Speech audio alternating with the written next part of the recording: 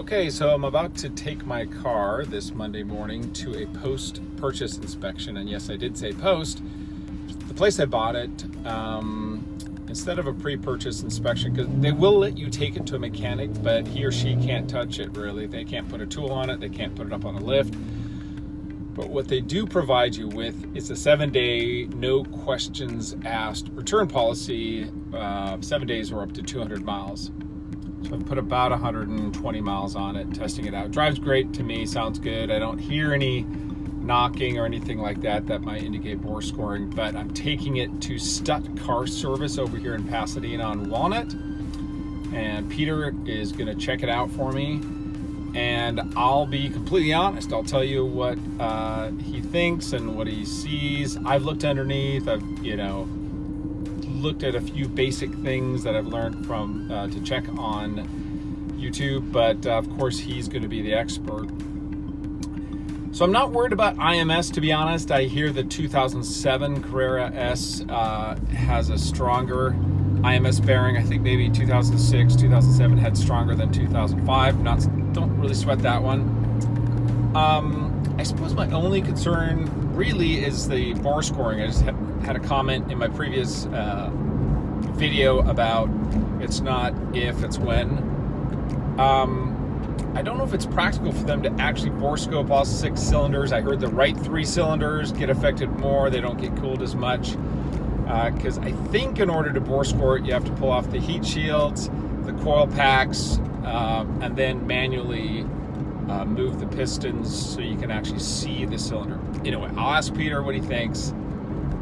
The car just is in such great shape, and the engine sounds great, drives great, that I'm hoping for the best. But also, I realize, hey, life is just one big risk. You get out of bed in the morning and it's a risk. So I do not want to succumb to the fears of my engine exploding at any given moment.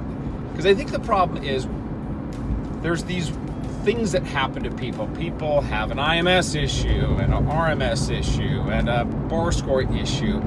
Yet collectively, us YouTube interweb listeners and watchers, we collectively suffer the trauma of all those things. And this isn't an original thought. My brother, who's an ex-mechanic for Mercedes-Benz, said that. I was reading on the Red List, one of the forums last night, and someone wisely said, since the beginning of time, they've been looking at reading these articles, and it doesn't matter what, if you get a boat or a car or what, there's some lethal problem that's gonna render your engine useless. So here's my commitment. I just think this 911 looks so darn good that even if the engine one day blows up, it's gonna be a work of art. I'll just hang it on the wall if I ever have a house big enough to do that too. And just appreciate the lines of this thing. Oh my goodness. I gotta be honest, I fell in love with the car visually, aesthetically.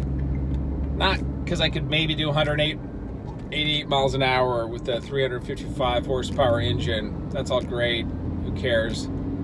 By the time I need a new engine, maybe I'll just throw in an electro retrofit. I don't know if that exists, and it's probably expensive, but what the heck. Anyway, my commitment to you is that I'll be honest with what Peter at Stutt Car tells me about the car, and we'll find out together.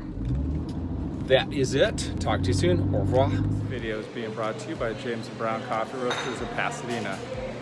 Actually, it's not, but if you get a chance, come visit James & Brown on Allen and just below the 210 freeway. Okay, as promised, making a video on my way back from the mechanic. I was at Stutt Car Service here in Pasadena, just had a post-purchase inspection because I have a couple more days and a few miles to return it if I didn't like what I saw. But Peter liked it. He loved it. There was one issue. The one issue was he heard underneath, and I walked underneath it with him, just a little bit of sound on the transmission. He felt like, maybe in a year or two it might need a transmission rebuild, which, since everything else, literally everything else, he drove it, he took it on the freeway, did all the shifting necessary. ran the codes, made sure it wasn't in an accident.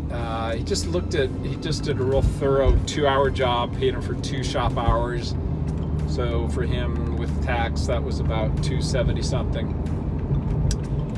And he's worked at a Porsche dealer before. He worked for another Porsche mechanic down the street for 7 years and has his own shop now, and he came highly recommended. So I'm pleased. I'm happy.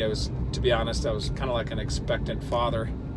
I was a little worried that just a whole laundry list of stuff was going to come back, and it didn't. So I'm going to keep the car. So that's my decision. And,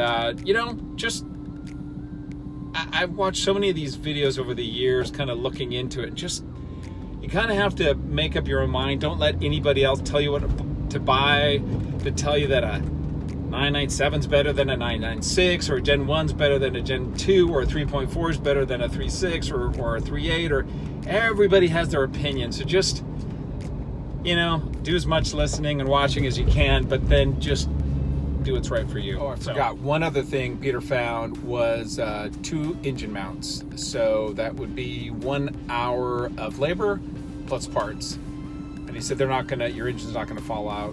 You can drive across country, no problem. But you can see obviously the tailpipes are a little lower than they should be, so the engine's just sagging a little bit. But he said no big deal. So I'll take it in there for new engine mounts, and we'll be good to go.